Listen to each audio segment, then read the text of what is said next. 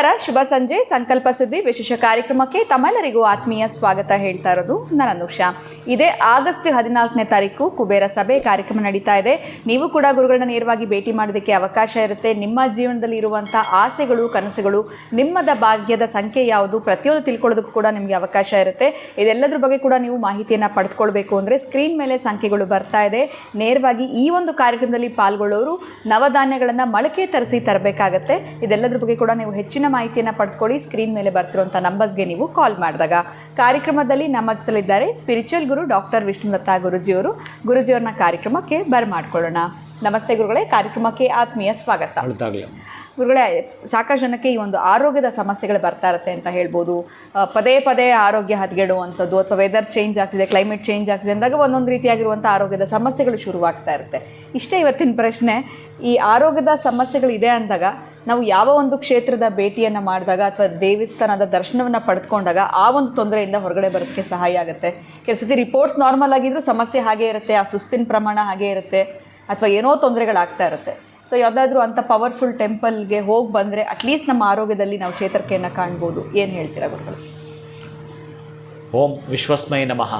ಪ್ರೀತಿಯ ಬಂಧುಗಳೇ, ನಾವೇ ನಮ್ಮಲ್ಲಿ ಆ ಪ್ರಯೋಗವನ್ನು ಮಾಡಿಬಿಡ್ಬೇಕಂತೆ. ನಮ್ಮ ಆರೋಗ್ಯ ಹೇಗಿರುತ್ತೆ, ಹೇಗಿರಬಹುದು ಅನ್ನಲಿಕ್ಕೂ ಕೂಡ ಆ ಮೃತ್ಯುಂಜಯದ ಒಂದು ಮಂತ್ರ ನಮ್ಮಲ್ಲಿ ಆರೋಗ್ಯ ಇದೆಯಾ ಅಲ್ಲೋದು ತಿಳಿಸುತ್ತೆ. ಅಥವಾ ಆರೋಗ್ಯ ಎಲ್ಲೋ ಕ್ಷೀಣಿಸ್ತಾ ಇದೆ ಅಂತಂದರೆ ಮತ್ತು ನಿಮ್ಮದೇ ದೇಹದಲ್ಲಿ ಅದಕ್ಕೆ ಬೇಕಾಗಿರತಕ್ಕಂತಹ ಔಷಧವನ್ನು ಉತ್ಪತ್ತಿ ಮಾಡತಕ್ಕಂಥ ಶಕ್ತಿ ಒಂದು ಮಂತ್ರಕ್ಕಿದೆ ಅಂತ ಮಹಾಮೃತ್ಯುಂಜಯ ನಮಗೆ ಕೊಟ್ಟಾಗಿದೆ. ಆನಂತರ ಕ್ಷೇತ್ರ ದರ್ಶನ ಅಂತಕ್ಕಂತಹದ್ದು. ಈಗ ನಾನು ಹೇಗೆ ಅಂತಂದರೆ ಬ್ರೀತ್ ಹೇಗೆ ತೆಗೆದುಕೊಳ್ಬೇಕಂತ ಒಂದು ಸಲ ತೆಗೆದುಕೊಂಡು ಕೂಡಲೇ ಆ ಮಂತ್ರದ ಎಂಡಿಂಗ್ ಆಗೋ ತನಕ ಈಗ ಪ್ರಾರಂಭ ಮಾಡ್ತೀನಿ ನಾನು.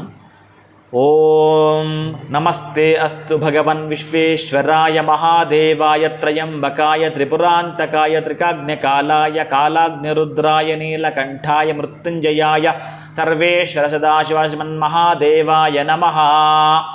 ಈ ಮಂತ್ರವನ್ನು ಕಂಟಿನ್ಯೂ ಹೇಳಬೇಕು. ಒಂದೊಂದ್ಸಲ ಹೇಳೋಕ್ಕಾಗಲ್ಲ.